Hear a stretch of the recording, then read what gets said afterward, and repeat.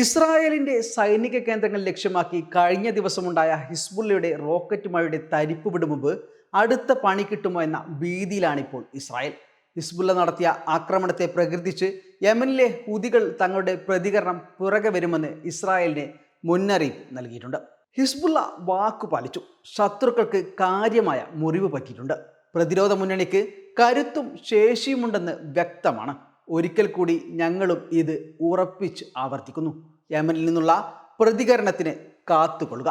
Zionist രാഷ്ട്രം ചെയ്യുന്ന അക്രമങ്ങൾക്ക് പ്രതികാരം ചെയ്യുമെന്ന തങ്ങളുടെ മുന്നറിയിപ്പ് സത്യമാണെന്ന് വരുന്ന രാപ്പകലുകൾ തെളിയിക്കും, ഹൂതികൾ പ്രഖ്യാപിക്കുന്നു.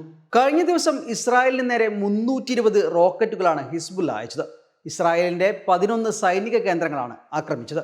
സോവിയറ്റ് യൂണിയൻ രണ്ടാം ലോക മഹായുദ്ധകാലത്ത് ഉപയോഗിച്ച കത്യുഷ റോക്കറ്റുകളാണ് ഹിസ്ബുള്ള ഉപയോഗിച്ചത്. ഇസ്രായേൽ സൈനിക ബോട്ടിന് നേരെയും ഹിസ്ബുള്ള ആക്രമണം നടത്തിയിരുന്നു. ഇതിന്റെ വീഡിയോ അൽ ജസീറ പുറത്തുവിട്ടു. വടക്കൻ ഇസ്രായേൽ തീരമായ നഹാരിയയിൽ പട്രോളിംഗ് നടത്തുകയായിരുന്ന ബോട്ടിന് നേരെയാണ് മിസൈൽ പതിച്ചത്. ഇസ്രായേൽ നാവിക സേനയുടെ ദവോറ ക്ലാസ് ഫാസ്റ്റ് പെട്രോൾ ബോട്ടാണിത്. സംഭവത്തിൽ ഹിസ്ബുള്ളയെ അഭിനന്ദിച്ച് ഹമാസും രംഗത്തെത്തിയിട്ടുണ്ട്. ഇസ്രായേലിന്റെ മുഖത്തേറ്റ അടിയാണിത്. അന്താരാഷ്ട്ര നിയമങ്ങൾ ലംഘിച്ചാണ് ഇസ്രായേൽ തീവ്രവാദവും കുറ്റകൃത്യങ്ങളും തുടരുന്നത്.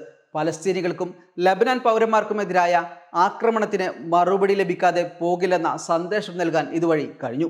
ഇസ്രായേലിന്റെ ഒരു അധിനിവേശ ലക്ഷ്യവും നേടാൻ പോകുന്നില്ല. മേഖലയിലെ ഏതൊരു പ്രത്യാഘാതത്തിനും അമേരിക്ക കൂടി ഉത്തരവാദിയാണെന്നും ഹമാസ് പ്രതികരിച്ചു. ഗസയിലും ലബനാനിലും എല്ലാ ദിവസവും ചെറു ആക്രമണങ്ങൾ നടത്തി കുറച്ചുപേരെ കൊല്ലുക എന്നതായിരുന്നു ഇസ്രായേലിന്റെ ആക്രമണ രീതി.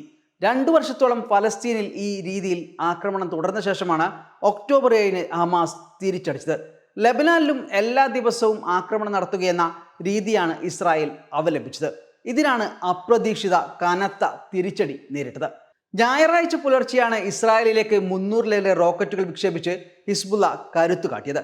ഇസ്രായേൽ അധിനിവേശ പ്രദേശമായ ഗോലാൻ കുന്നുകളിലെ സൈനിക താവളങ്ങൾക്ക് നേരത്തെയും ഹിസ്ബുള്ള ആക്രമണം നടത്തിയിട്ടുണ്ട്.